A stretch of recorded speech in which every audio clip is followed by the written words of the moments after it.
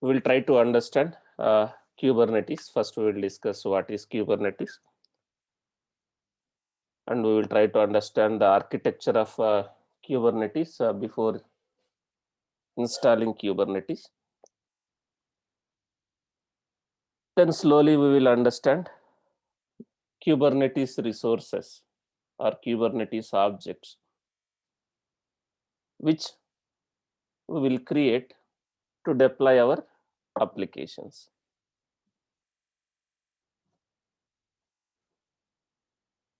So Kubernetes is again orchestration engine, container orchestration software. Kubernetes is again container orchestration software like Docker Swarm. So what are the advantages or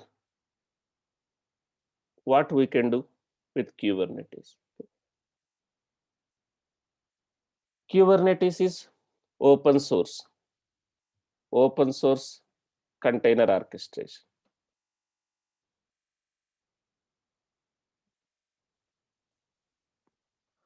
It's a container orchestration software and open source platform for managing containerized application, free software. And what are the responsibilities of Kubernetes? Like any other container orchestration engine, the responsibilities of Kubernetes: container deployment. We can deploy our containers. Scaling and descaling of containers, and container load balancing. Scaling and descaling of containers and container load balancing. Actually, Kubernetes is not a replacement for Docker. Kubernetes is not a replacement for Docker, guys.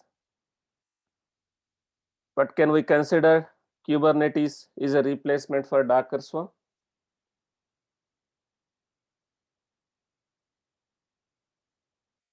So Kubernetes is a replacement for Docker Swarm.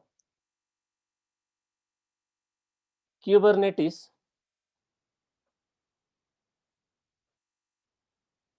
is significantly more complex than Docker Swarm. Kubernetes is significantly more complex than Docker Swarm,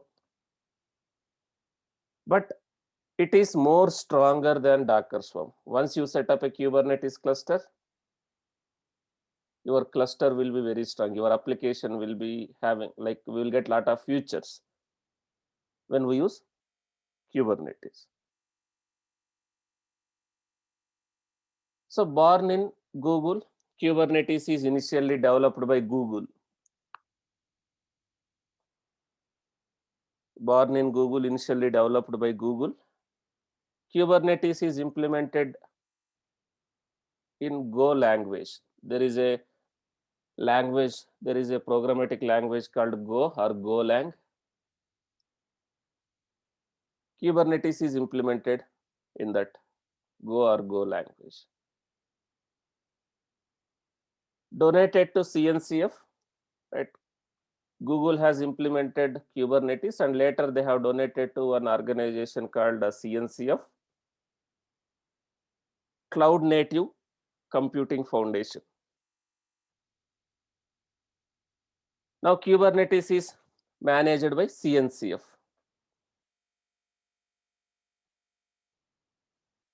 Kubernetes version 1.0, Kubernetes version, first version, is released to market in 2015. First version of Kubernetes released to market in 2015. Current stable release is 1.2.0. When I documented, it was 1.18. Current release is 1.2.0.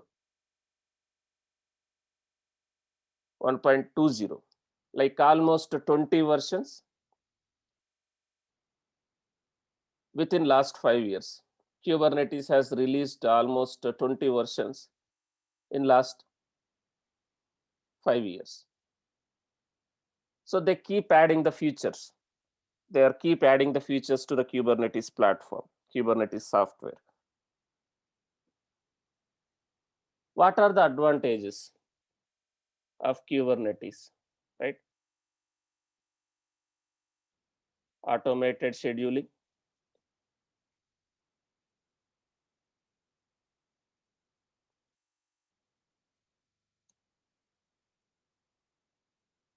automated scheduling. What is the meaning of automated scheduling, right? Again, it's a master slave architecture. Kubernetes is again will have a master and will have a workers. So Kubernetes master will have an advanced scheduler. Kubernetes master will have an advanced scheduler that will launch or that will schedule containers on the cluster nodes. The advanced scheduler, the Kubernetes scheduler, will schedule the containers on the cluster nodes based on their resources, availability, and requirements.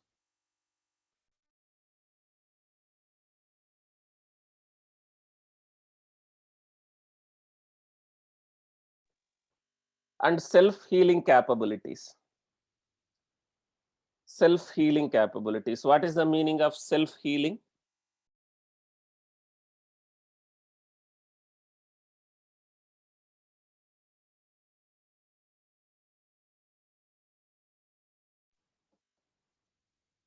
Self-healing capabilities.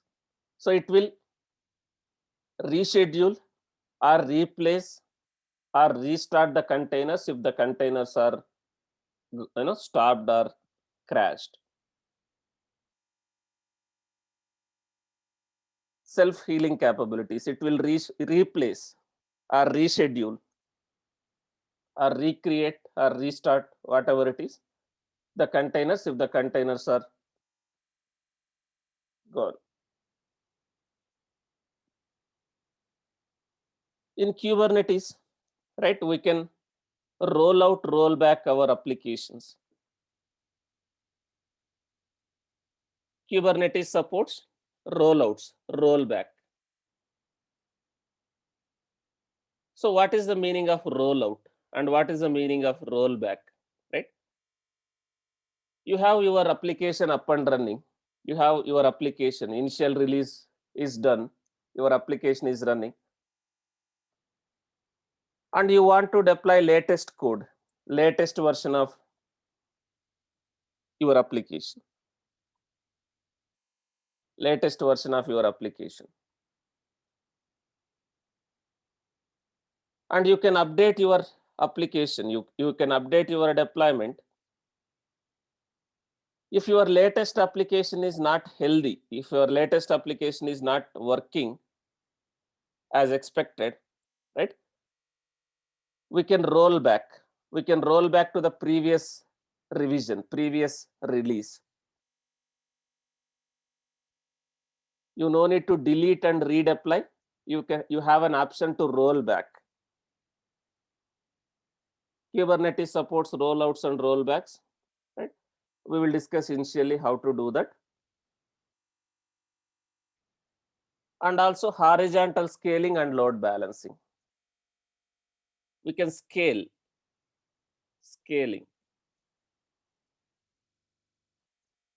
scaling and load balancing.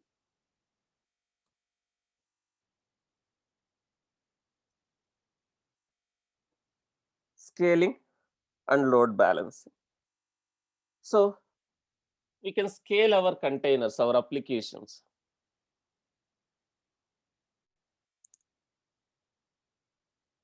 In Docker Swarm, it supports only manual scaling. But here in Kubernetes, it supports manual scaling as well as auto scaling of pods. So we'll discuss what is pods in Kubernetes. We will create a pods, not directly containers. So Kubernetes supports auto scaling of pods. We can scale our pods. We can increase number of replicas. So Kubernetes supports auto scaling based on the resource usage, based on the CPU load, based on the memory utilization, or based on the CPU utilization. We can scale automatically. Auto scaling, Kubernetes will support auto scaling and also manual scaling. And what is load balancing, right? Suppose if you have more replicas,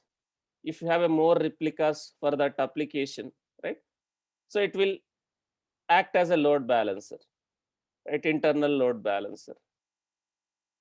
It will route the traffic to those replicas. And also service discovery. Service discovery, it is more important. So our Kubernetes, in Kubernetes, our applications, our containers will be running within the pods. Our containers will be running within the pods. Our container will be running within the pods. And those pods will be running on different nodes. Those pods will be running, those replicas will be running on different pods, different nodes, right? So we no need to worry about networking and communication. You no need to worry about where is your pod, under which node it is running, and what is the IP address of that pod, right? We no need to worry about it. With Kubernetes, we no need to worry about networking and communication. Kubernetes will automatically assign an IP address to the pods and a single DNS name for set of containers, set of pods. Kubernetes will have an inbuilt DNS. We will discuss in detail each component while installing. Kubernetes will have an internal, within the Kubernetes, you will have a DNS component also. So within the Kubernetes, you can access your application with the service. If that service will have a multiple pods, multiple replicas, that service will act as a load balancer. So within the Kubernetes cluster, you can access the application with service. If that service has multiple pods, multiple containers, that service will act as a load balancer. So each and every container orchestration will have an inbuilt internal load balancer. Service discovery and load balancing. And also storage orchestration. Again, Kubernetes is just a container orchestration. Kubernetes will manage the containers. Again, if your containers, your pods are deleted, do you have a state of the container, whatever data we had, right? So we will not have. So with Kubernetes, you can mount the storage of your choice, whatever storage you want to mount. You can either use local storage, or you can use a cloud provider like such as AWS, EBS, GCP related storages based on your infrastructure. Kubernetes is widely used because of its open source. Kubernetes is widely used because of its open source, and it have a lot of features which are not there in Docker Swarm. Next one is brand. and community.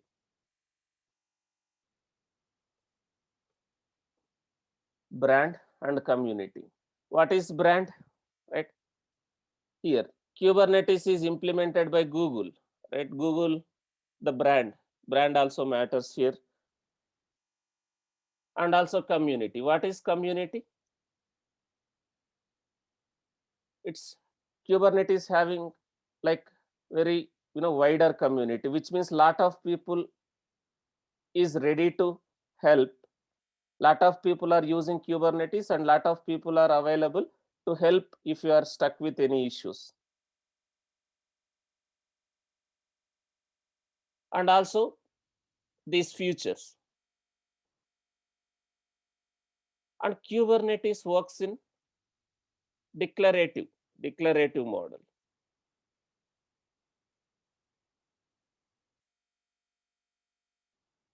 What is the meaning of declarative? You just declare what you need. You just declare what you need in the Kubernetes, what you want to deploy and how many replicas you want to have, right? So rest of the things will be taken care by Kubernetes. You just define or deploy what you need. So Kubernetes will schedule the containers. Kubernetes will manage the containers. You just define or deploy what you need.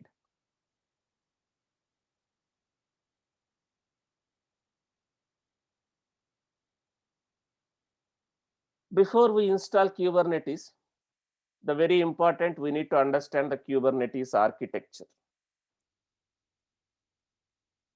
It's very, very important. In interview also, they will ask, can you explain Kubernetes architecture?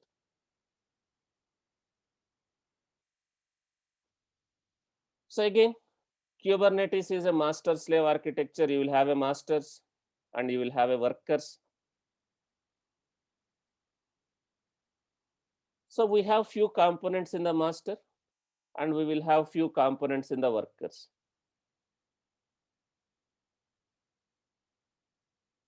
We will have few components in the masters and we will have few components in the workers.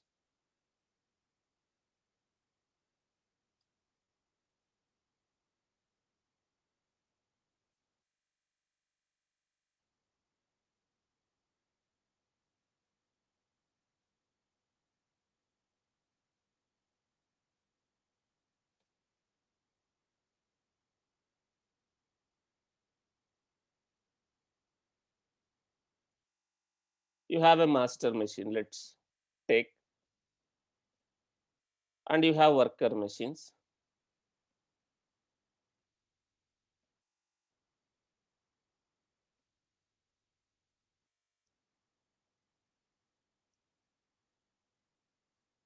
This is your master machine. What are the components we will have in the master machine? Right? In the master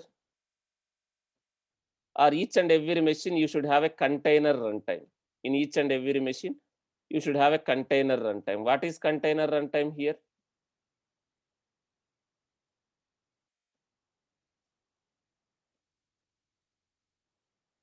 You should have each and every machine, you should have a container runtime software.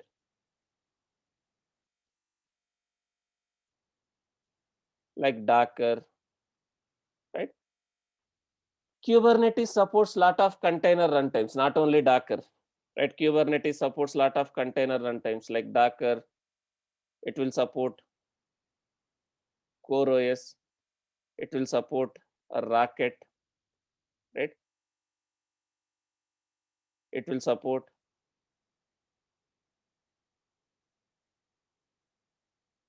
containerd, something like this.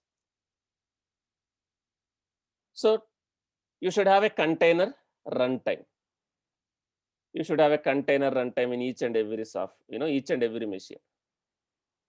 Kubernetes supports lot of container runtimes, right? So you should have a container runtime, something like this. And each and every machine, in each and every machine, you have a container runtime, including master. Then in master machine, you have few components.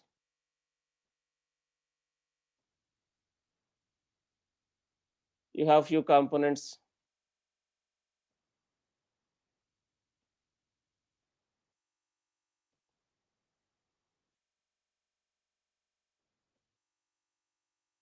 You have few components like API server,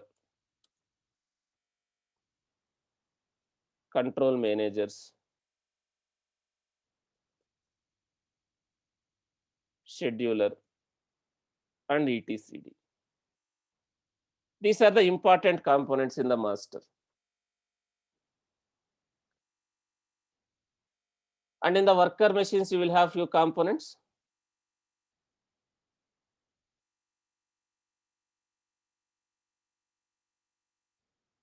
Kubelet and kubeproxy.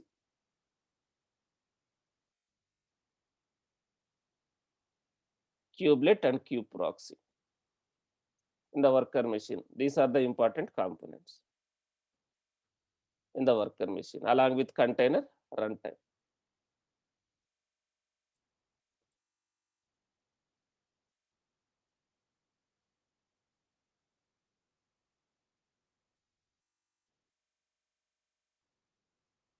So you have a master and you have a workers, right? And I want to deploy some applications in a Kubernetes cluster. Again, cluster. What is cluster? It's a group of machines. It's a group of machines. You will have a masters, you will have a workers. So now, if I want to deploy applications in a Kubernetes cluster, whom should we interact again? With which machine we have to interact, right? So the master machine. We have to interact with master machine. And how can I interact with master machine, right? We need a CLI or we need a UI, right? How can I interact with this guy to deploy my applications, to delete my applications, to roll back my applications, whatever it is? So how can we interact with this, right? We can interact with CLI or we can use UI, but UI we will not use to deploy, right? So we can use CLI, we can use UI to interact with this machine, this master, to deploy the application. So we have a kubectl UI, kubectl CLI. UI, GUI, you can set up a dashboard, Kubernetes dashboard if required, so that you can have a overview about your cluster. So UI or CLI, kubectl. Don't get confused with kubectl, kubelet, kubedium. There are a lot of components. Okay? Don't get confused with kubelet and kubectl. What is kubectl? It's a CLI software, command line interface. Using this, I can interact with master.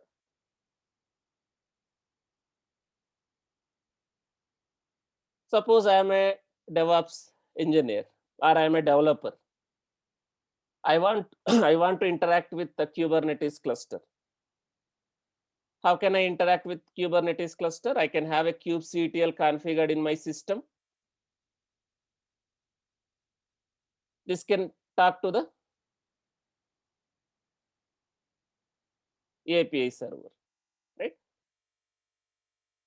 So as a DevOps engineer, I want to interact with Kubernetes cluster, or as a developer, I want to interact with Kubernetes cluster.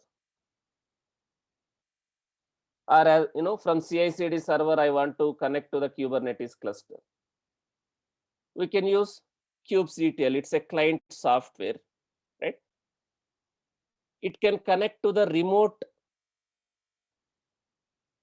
server. What is the meaning of remote server? The CLI and this master machine no need to be in a same server. The CLI software and master machine no need to be in same server. This CLI can be installed in your laptop. This CLI can be installed in your Jenkins server. This CLI can talk to the master machine, even though if it is running in a different server, remote client. So using kubectl, I can interact with Kubernetes cluster, Kubernetes master.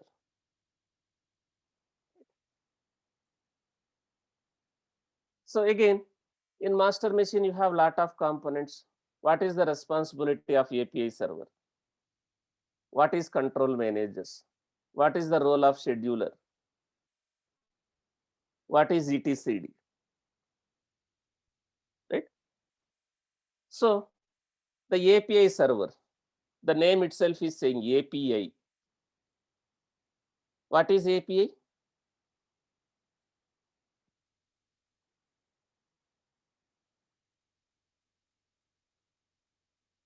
What is the meaning of API?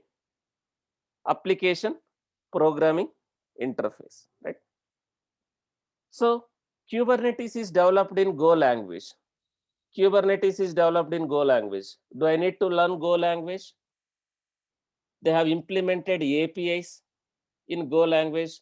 Do I need to learn Go language if I want to use Kubernetes? Not required, right? So we can interact with this API server. Suppose I want to create some Kubernetes object. Suppose I want to create Kubernetes object, like I want to deploy my application.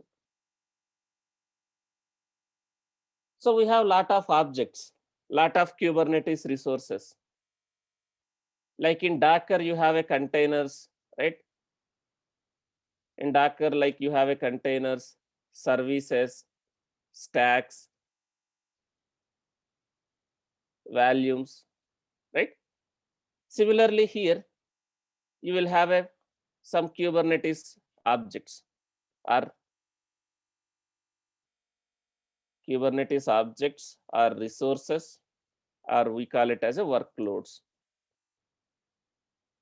In Kubernetes, you have these pods, something like this. Replication controllers, replica set, daemon set, deployment.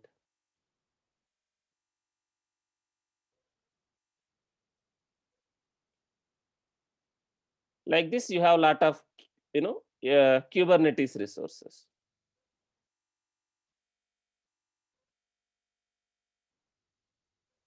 Like this, you have a lot of, we will go through this later.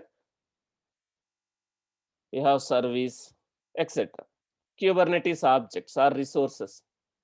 If I want to deploy my application, I may need to create these objects, these resources in the Kubernetes cluster. So if I want to create this one, right, I need to interact with my master, right? I interact with API server. Suppose I want to deploy something, right? So we have to interact with API server in the master machine. So API server is the key component in the Kubernetes architecture. In the master, you will have an API server. So API server interacts with API, right? It will create something, it will execute some code. It's a front end of the Kubernetes control plane. It's, we can consider it as a front end of the Kubernetes control plane. So communication communication center for a developer, system admins, and other Kubernetes components. If I want to do anything, if I want to deploy something, if I want to remove something, if I want to update something in my Kubernetes cluster, whom should we interact in the master? Right, master machine will have a one component called API server. It's kind of a front end for Kubernetes control plane.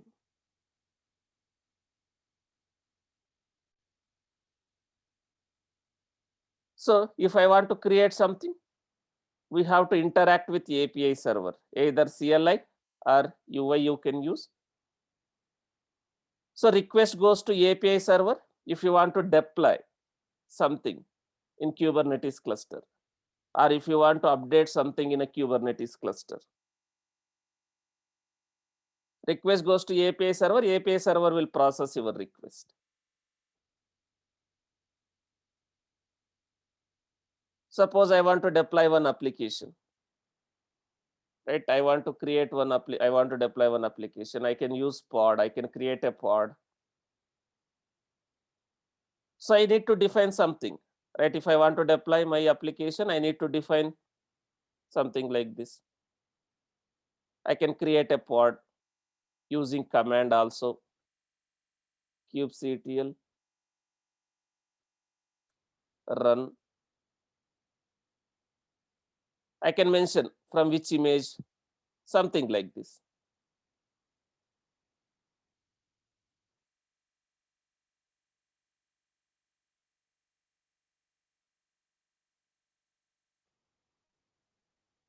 I can execute command.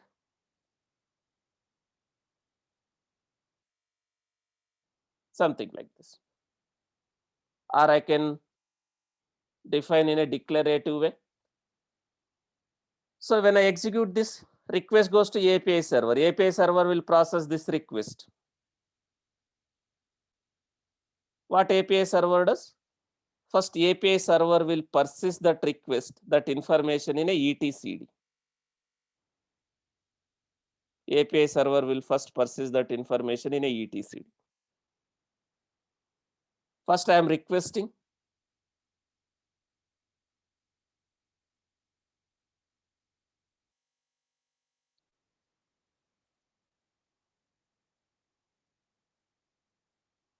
Right? I am requesting. Request goes to API server, then API server. First, it will persist the information in etcd. So what is etcd here? Request will process by API server, it will persist that information in etcd. What is etcd? etcd is a key value data store. etcd, it's a key value data store. It's kind of a database. Database for what? Is it a database for persist? What is the meaning of persist? Akash is asking. Persist is nothing but you are trying to save. You are trying to save that information. API server will save that information, what you are requesting.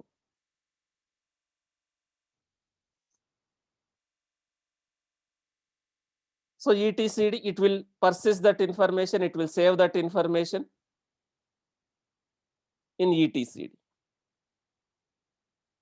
What is etcd here? etcd is a key value data store. It's kind of a database, right?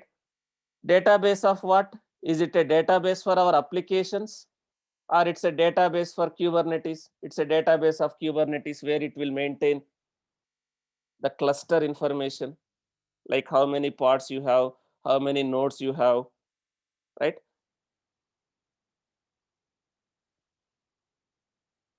It's a Kubernetes data store. It will maintain all the Kubernetes resources, workloads information.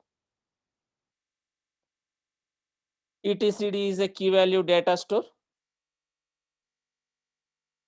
Kubernetes will maintain all the information, the cluster information, like nodes information, pods information, right? Services information, volumes information, something like this, etc. It's a database of Kubernetes.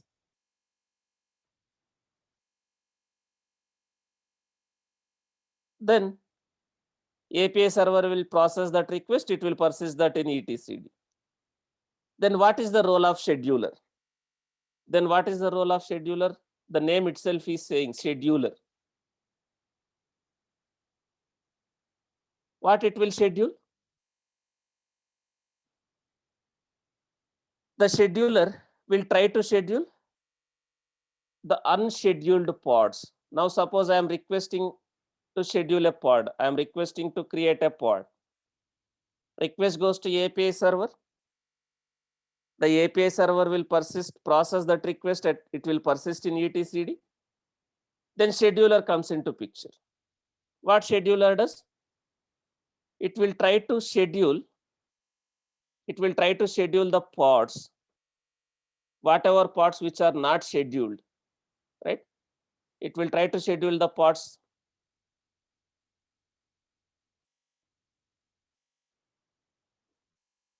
The scheduler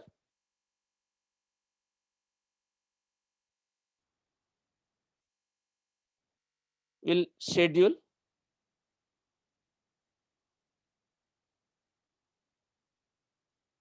the pods which are not scheduled, which unscheduled pods.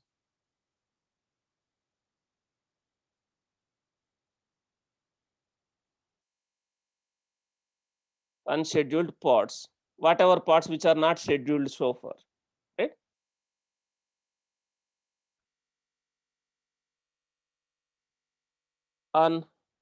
In nodes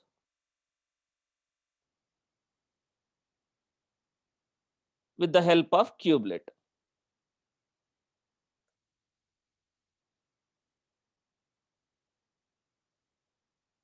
So the scheduler will try to schedule the pods.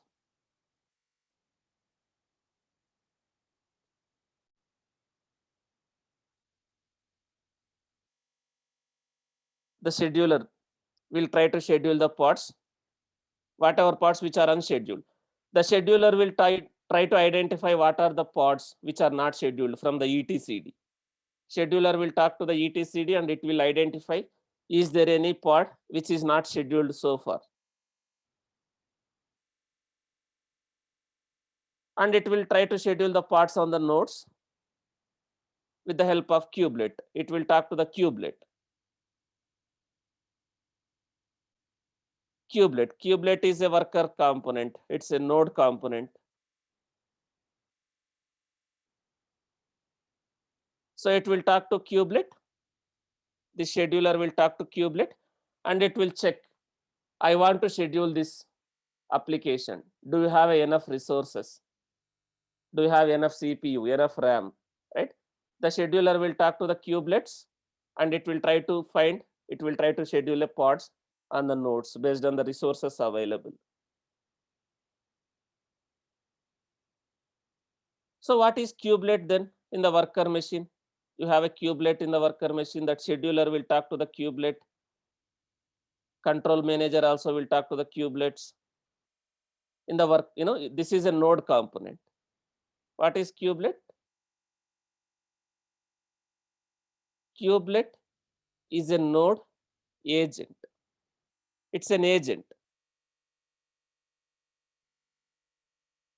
It's a node agent.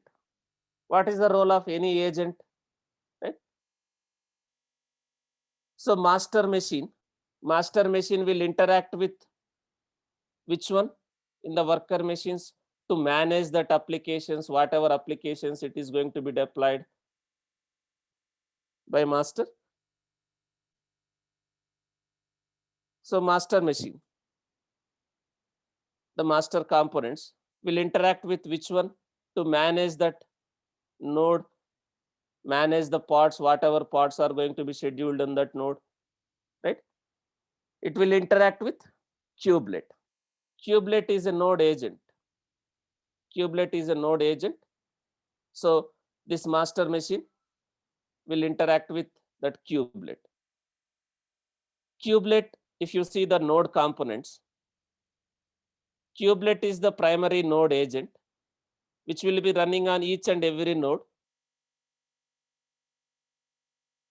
So It's a node agent, right? Master machine will interact with node agents. And what it does, right? So this kubelet will talk to the container runtime and it will make sure that containers are running.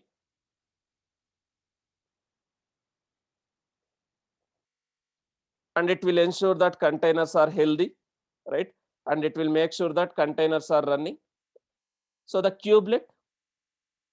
this kubelet will talk to the container runtime and it will create a containers and it will manage that containers. Kubelet will interact with container runtime to create a containers. Then what is control manager? Scheduler will schedule the pods in the nodes with the help of kubelet. Kubelet will talk to the container runtime and it will create a container.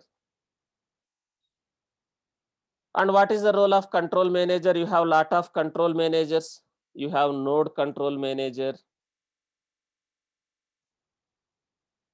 You have replication control manager.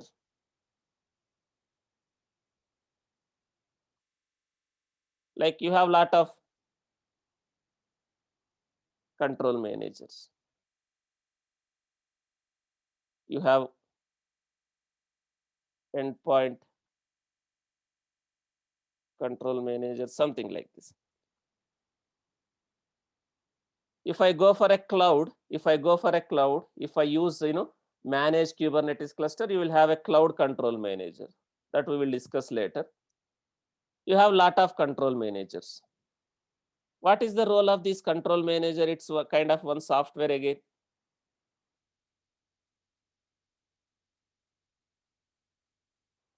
What is the role of these control managers? Right? Replication control manager, node control manager, deployment control manager. There are a lot of control managers. Replication control manager. Suppose you have some replicas, your pods. In Kubernetes, we will call it as a pod. Pod will have one or more containers. We will discuss in detail later.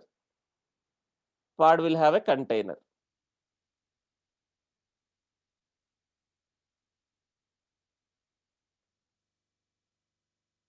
Now I created some replicas, some pods.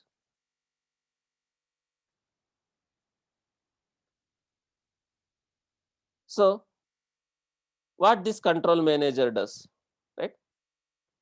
Suppose if one of the pod replica went down, I was expecting two pods, two replicas. What this replication control manager will do, it will try to replicate. It will try to make sure you have enough number of pods. If pod is down, this replication controller will try to replicate. It will make sure that you have enough number of pods. Similarly, like there are a lot of control managers which will control something. What node controller will do? The way you have a replication controller, you have a node controller, control managers in the master. What node controller will do?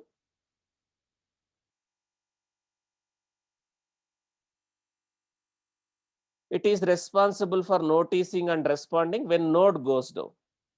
Suppose this node itself is went down. The node controller is responsible for noticing and responding when the node goes down. It will try to do some action when the node goes down. So these are the components, master machine components: API server, scheduler, control manager, and etcd. Very important components in the master. etcd is a key value data store, right? Kubernetes will use etcd as a database to store all the cluster information. In the worker machine, the worker nodes. The worker nodes are the nodes where the application actually running in a Kubernetes cluster. Guys, you will call it as a worker, you will call it as a slave, or you will call it as a minion in Kubernetes. Sometimes people will call it as a minion also. All are same. So the worker nodes are the nodes where our application will be actually running in a Kubernetes cluster. Each worker node controlled by the master using which one? Each worker nodes are controlled by the master using kubelet. So container runtime must be running on each and every node, right? So as I told, Kubernetes supports lot of other container runtimes also. Kubelet is a node agent which we already discussed, and each and every node should have a container runtime like Docker or RKT or CoreOS or whatever it is. And we have one more important component called kubeproxy. Kubeproxy. What is kubeproxy? What is the role of kubeproxy here?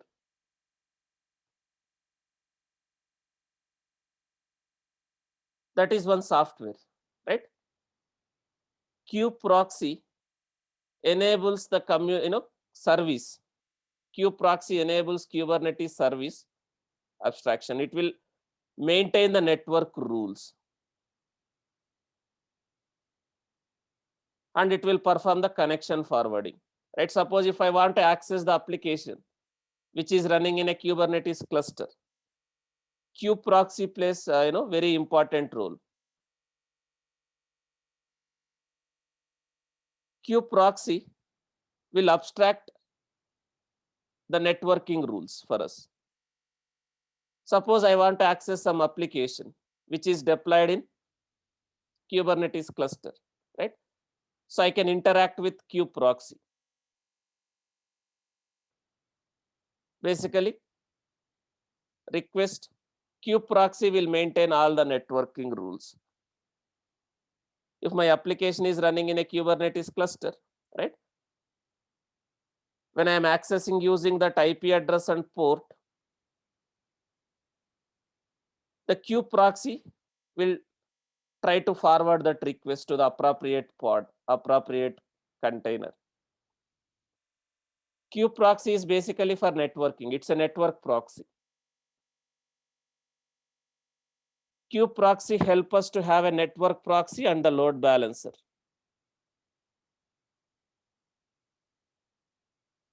It's a network proxy. So there are a lot of concepts like while accessing, how to access, we will discuss in detail, right? Basically, kubeproxy is for a networking purpose, which will be running in each and every node, kubeproxy, including master also, guys. In the master also, you will have a kubelet and kubeproxy, but these are more important components in the master. The request, the end user request will be processed via kubeproxy. The request goes to kubeproxy. Kubeproxy will forward that request to the appropriate application, appropriate pod.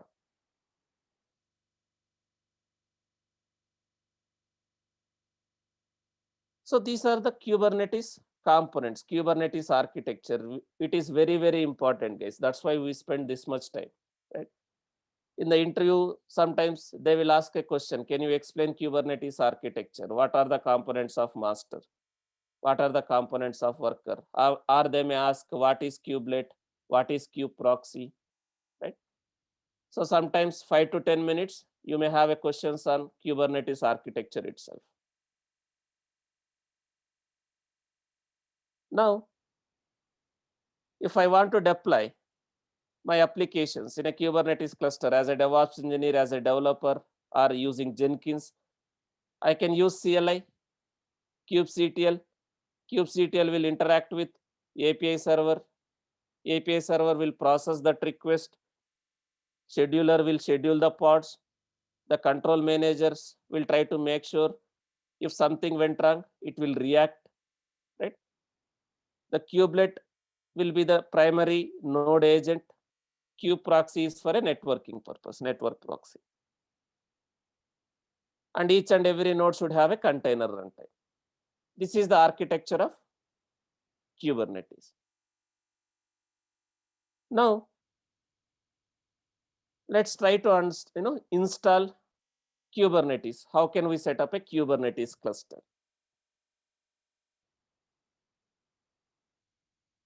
There are multiple ways to set up a Kubernetes cluster. There are multiple ways to set up a Kubernetes cluster.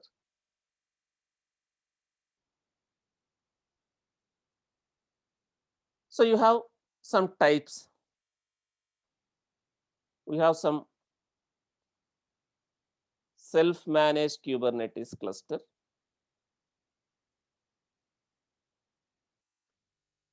and managed Kubernetes clusters.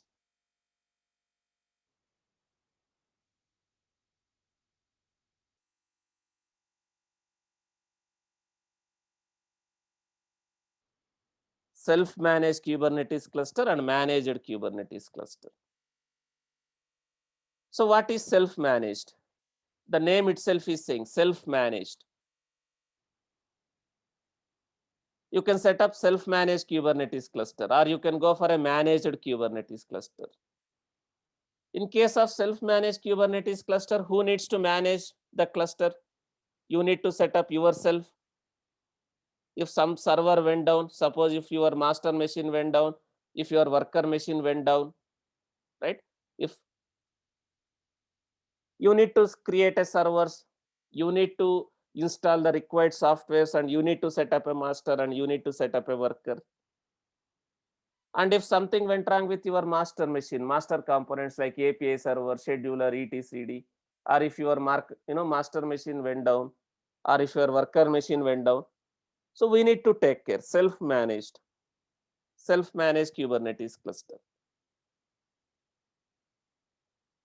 We can use Kubidium software. There is a software called Kubidium, using which you can set up a self-managed Kubernetes cluster. Or you have a Minikube. You have a Minikube.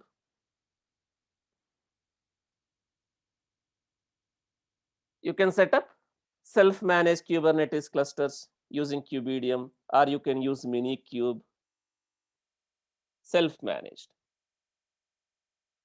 And you have managed Kubernetes clusters, like you have EKS, you have AKS, you have GKE.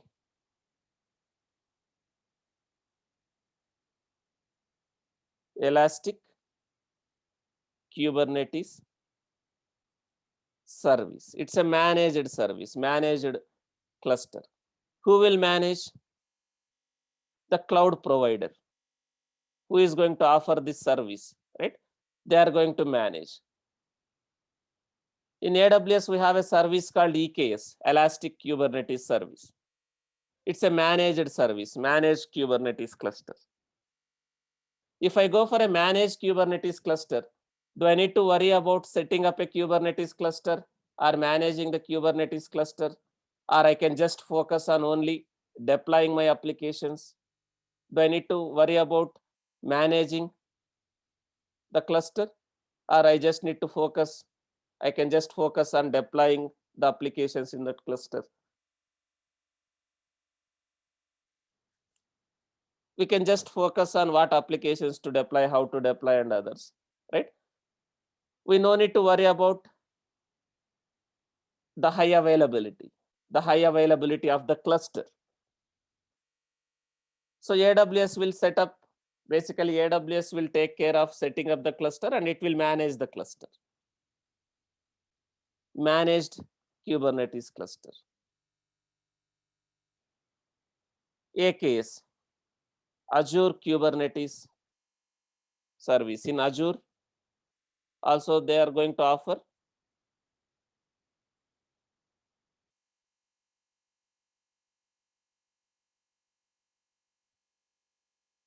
Microsoft Azure.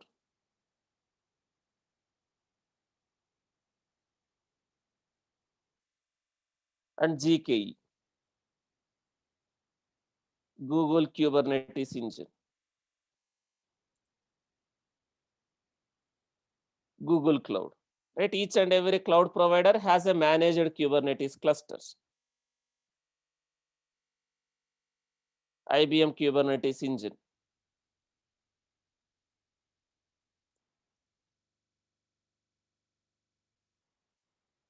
Like each and every cloud, most of the clouds will have this. IBM cloud has this.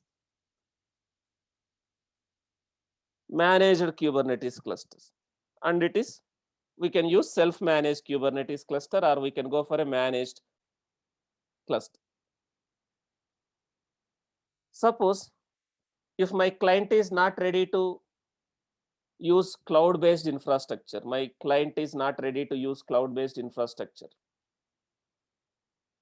Client is using on-premise infrastructure, and we are trying to use Kubernetes to deploy our applications, containers. If client is not ready to use cloud-based infrastructure, we cannot go for this managed services. In that case, what can I do? How can we set up the Kubernetes cluster? We can go with self-managed Kubernetes cluster. You can set up using some softwares like Kubedium, self-managed Kubernetes cluster. So we have a lot of ways to set up a Kubernetes cluster. We can use Minikube, or we can use Kubedium, right? And these are managed Kubernetes clusters, GKE, AKS. Guys, in the interview, sometimes they will ask which flavor of Kubernetes you are using. Which flavor of Kubernetes you are using, right? It is like, it is not like vanilla, strawberry, something, right? So what kind of Kubernetes cluster you are using? Like you can answer self-managed, or you can use managed Kubernetes cluster. Like if you are using AKS, you can say AKS, or if you are using EKS, EKS, right? Something like that. If you don't want to install for practicing purpose, you can use this one, but I will not suggest you to use this one. There is one application. We can use this one to practice. labs.playwith kubernetes.com. You can log in with your GitHub account or Docker Hub account with this to this application.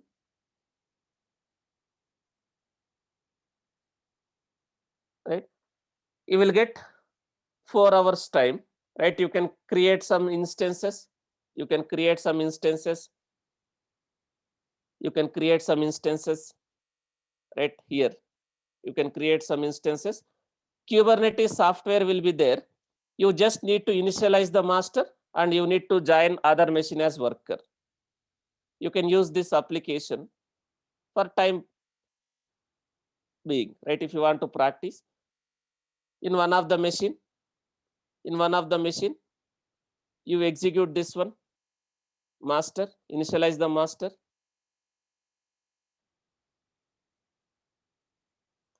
All the required softwares are being installed by default. You just initialize the master. The master will give some token. Take that token and execute it here. So it will join as a worker. For practicing purpose, you can use this one. You will get some time, like 4 hours time. Each session, 4 hours.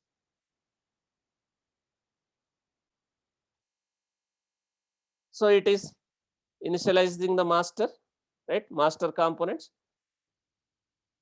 And you can take this one. This is going to give some token. This is going to give some token. This token.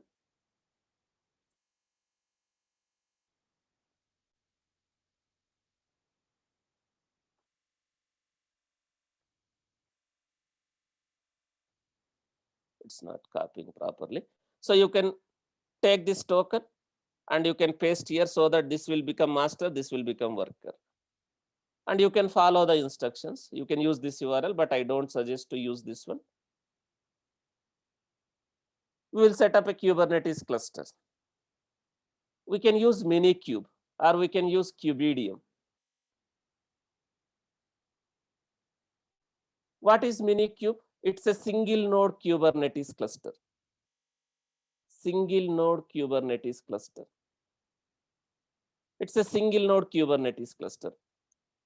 Are we going to use single node Kubernetes cluster in real time? Right? We will not use single node Kubernetes cluster. This is just for a practicing purpose. or local environment if you want to set up. If you want to set up local environment in your laptop or in your server, some of the server, you can use Minikube. It's a single node Kubernetes cluster.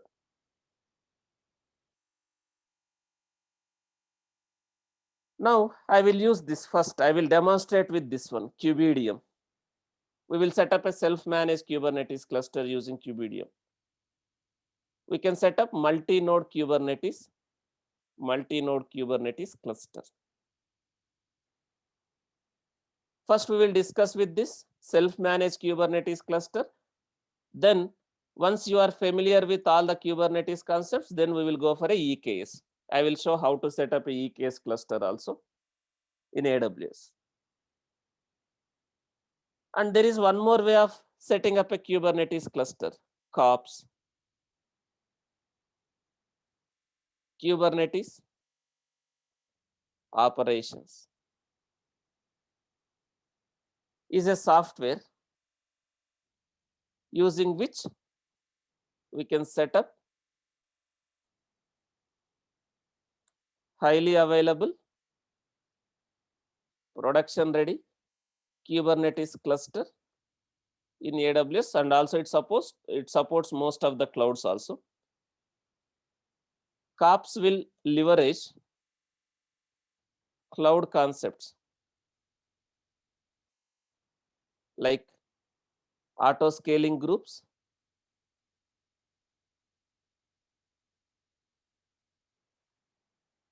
and launch configurations.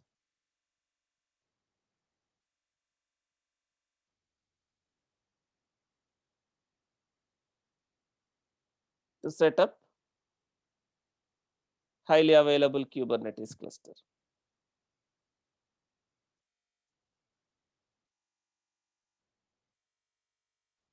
I can set up a Kubernetes cluster using KOPS. Kubernetes operations is a software using which we can set up highly available production ready Kubernetes cluster in AWS. And also it will support most of the clouds. KOPS will leverage cloud concepts like auto scaling groups and launch configurations to set up highly available Kubernetes cluster. KOPS will create 2 auto scaling groups.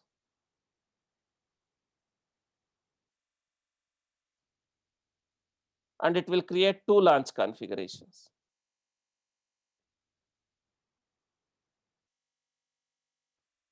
So one for worker machine, master machines, master group, one for masters, one for workers. Similarly, launch configurations. It will create one for masters and one for workers. So instead of you are creating a auto scaling groups and launch configurations for a Kubernetes masters and workers, because launch configurations, it is very difficult to write if you want to write on your own user data, because you have to execute a lot of commands. So I can set up a Kubernetes cluster using KOPS. This is just one software. It will create a auto scaling groups and launch configurations in AWS. And those auto scaling groups will make sure you have enough number of masters, enough number of workers. It will use these concepts. We can set up using this one also. Right? First, let me demonstrate Kubidium self-managed Kubernetes cluster. How can we set up a self-managed Kubernetes cluster? Okay. But whatever it is, guys, whether you are using self-managed Kubernetes cluster, whether you are using KOPS based Kubernetes cluster, or EKS or AKS or GKE, whatever it is, there is no change in the architecture. There is no change in the concept, Kubernetes concepts. But what are the advantages if I go for managed Kubernetes clusters? What are the advantages if I go for a managed Kubernetes clusters, right? The infrastructure will be managed by the provider, right? If something went wrong with your master, you no need to worry. Automatically, you will get a master. If something went wrong with your worker machine, your worker node is down, you will get another worker. And also, If I go for a managed Kubernetes clusters, we can integrate with other cloud services. We can integrate with other cloud services like EBS, ELB, etc. We can use other services along with our Kubernetes clusters.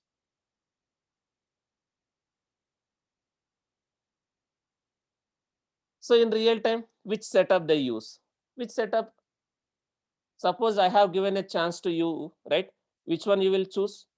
Suppose let's consider I am the client and I am okay to go with my infrastructure. I am okay to go with cloud-based infrastructure. So I am working for some retail, some e-commerce. So I'm okay. So if my servers, my data is in cloud, I am okay. I don't have any issues if I have an infrastructure in the cloud, right? Then we can go for a cloud service. Again, whatever cloud you are using. Suppose if you are using AWS cloud, you can use EKS. Suppose if you are using Azure cloud, you can go for AKS, right? Suppose the client is not at all ready to go for a cloud, and even though he is in cloud, he don't want to pay additional charges. If I go for a EKS, there might be some additional charges. If he is not ready to have that budget, the client is not having a budget and he don't want to pay additional charges for these services, then again you can, even though you use cloud, you can set up cluster yourself. That depends on the budget, that depends on the time, right?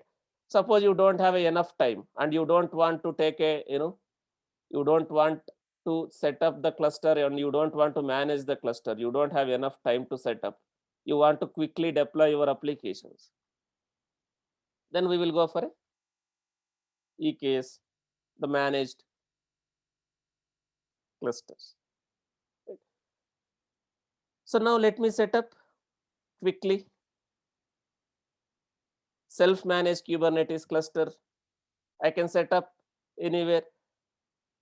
Now I will use 3 servers. I will set up self-managed Kubernetes cluster. I will create a servers in AWS. And I will set up the cluster.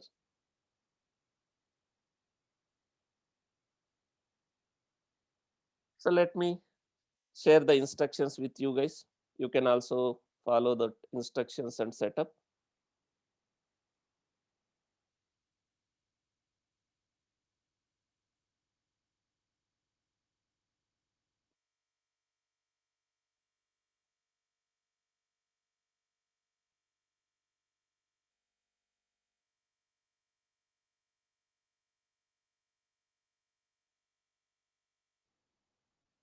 Guys, I am going to take 3 Ubuntu servers, right? As I told, we need to install Docker also. If you want to use, Amazon Linux, you can use Amazon Linux. Guys, installation doesn't matter. Don't focus more on the installation, right?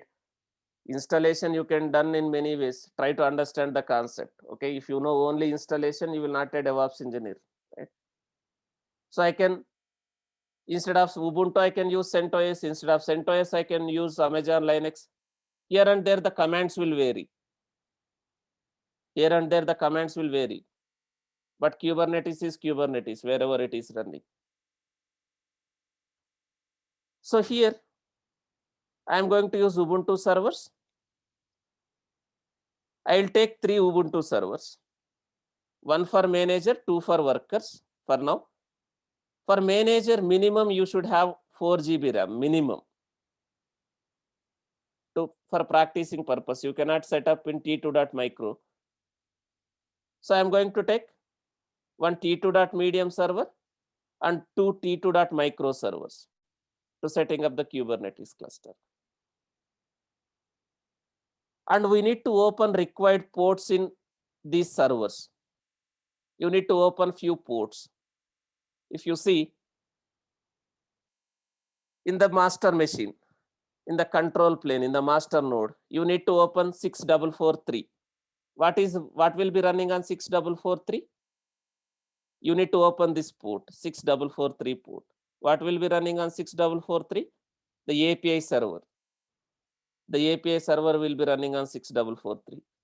And you need to open 2379 and 2380 for etcd, 10250 for kubelet, 10251 for scheduler, 10252 for control manager. You need to open all these ports in the master machine. In the worker machine security group, 2050. What is 2050 port? It's a kubelet port. So you need to open all these ports. So let me create a servers quickly. We don't have much time.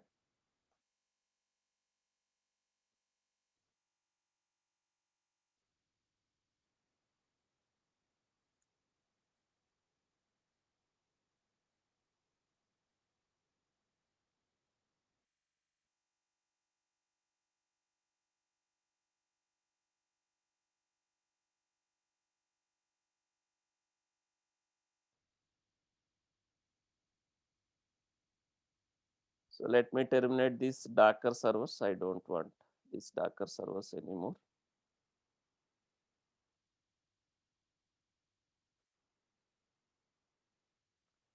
Now let me create one T2.medium server for master machine. I'm taking this Ubuntu.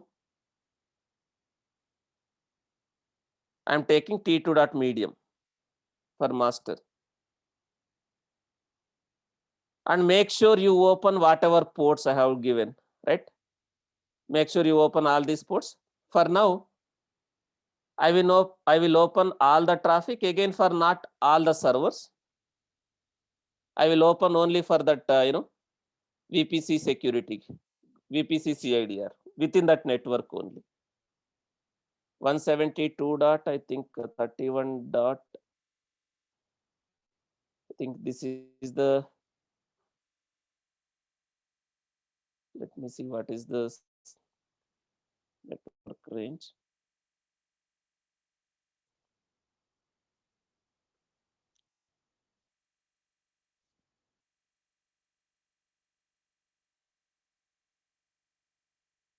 Yes, within this network I am creating, right? So only within this range I am opening the ports, not for all the IPs. Okay. Now let me create one T2.medium server. Similarly, let me create one two T2.micro servers. This I am planning to use it as a Kubernetes master. Guys, in the short form, Kubernetes, we will call it as a K8s. Don't get confused. K8s is nothing but a Kubernetes.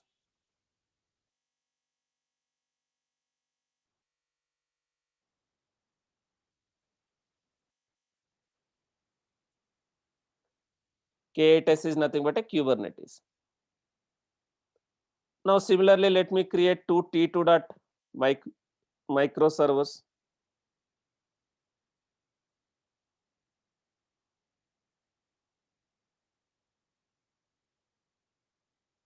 I'm going to create two T2.micro servers.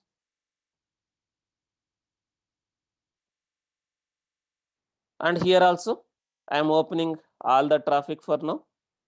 Again, not for all the range, only for this, that VPC range, that network range.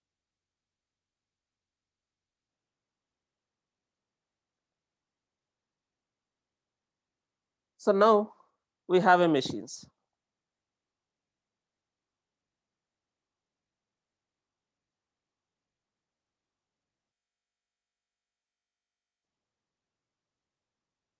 Similarly, let me give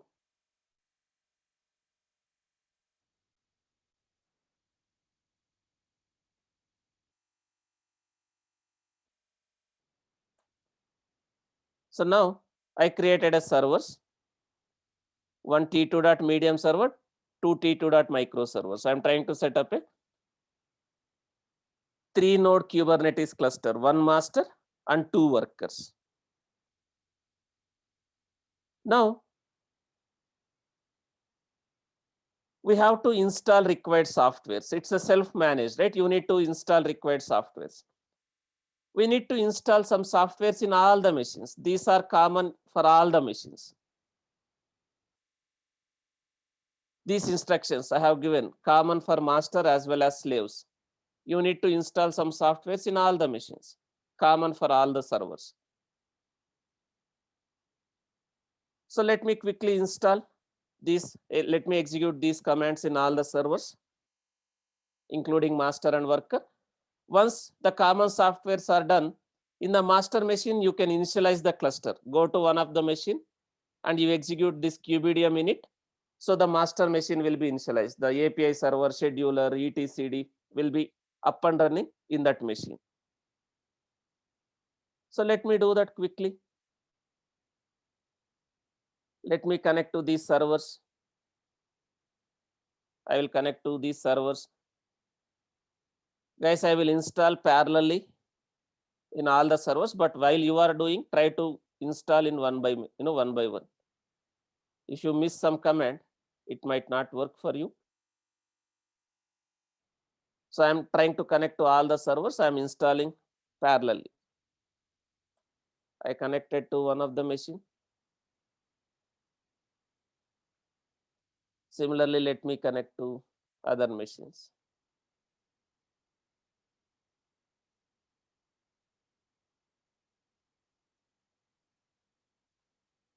Let me connect to one more machine.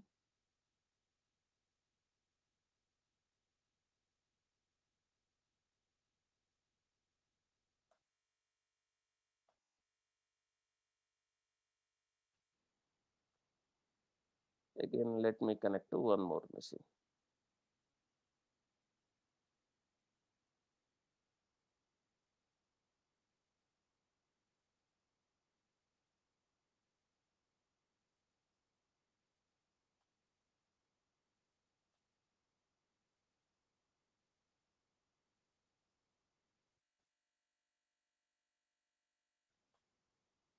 Now I connected to all the 3 machines.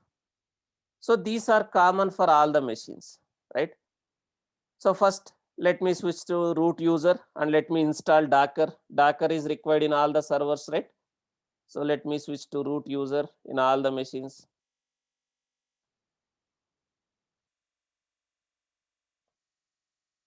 Then I am going to update the package manager and then I will install Docker. Guys, while you are doing, do one by one. Take one machine at a time and install.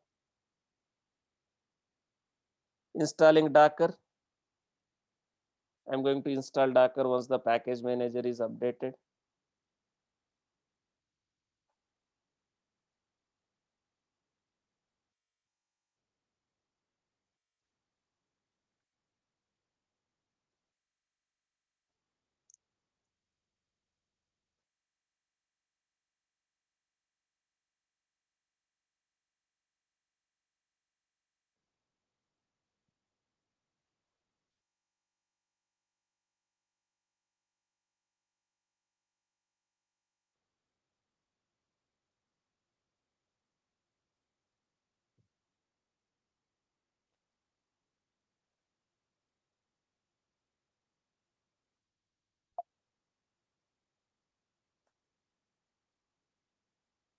So this is not required. You no need to add, Docker user to the Ubuntu group because we are not going to execute Docker commands, most of the cases.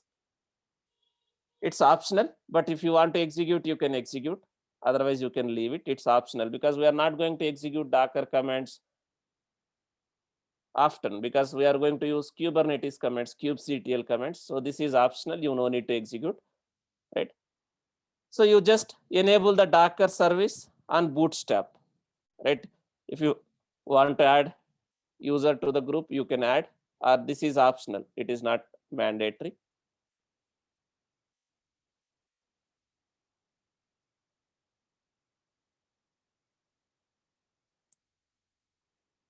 Then we are trying to disable the swap memory. As per the official documents, Kubernetes is recommended to disable the swap memory. So Kubernetes recommends to disable the swap memory. What is swap memory, guys?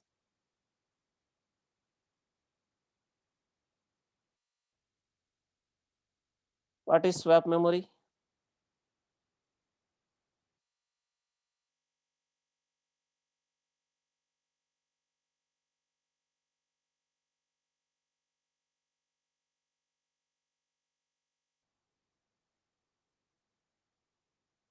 If your memory RAM is full, it will try to write some of its data to the file system, right?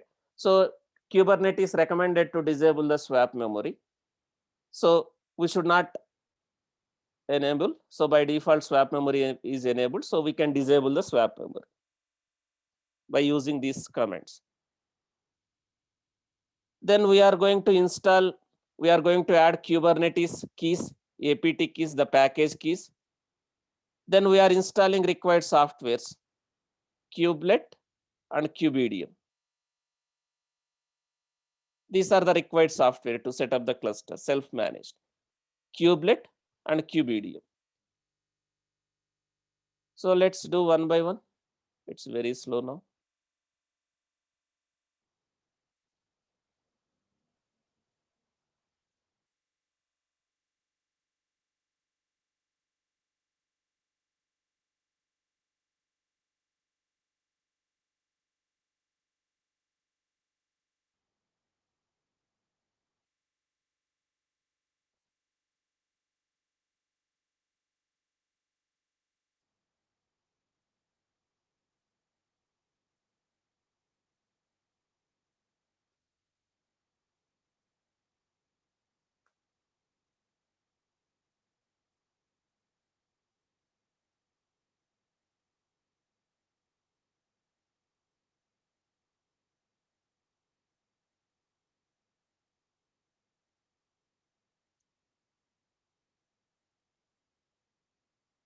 Okay, since it is taking some time, right?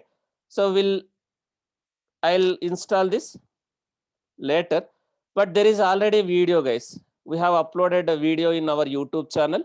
So I will recommend you to set up the cluster by following that YouTube channel, our YouTube channel. I'll share the instructions.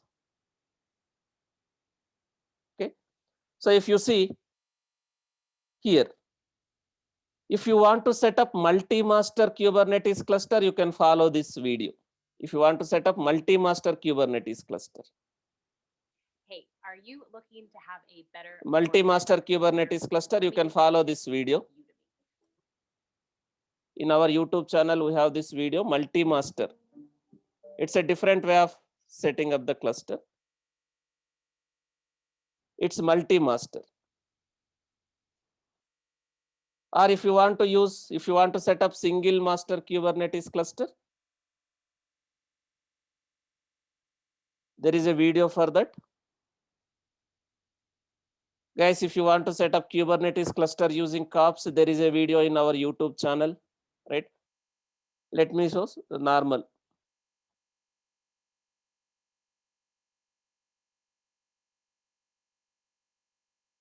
Kubernetes setup, right? So you can use this video.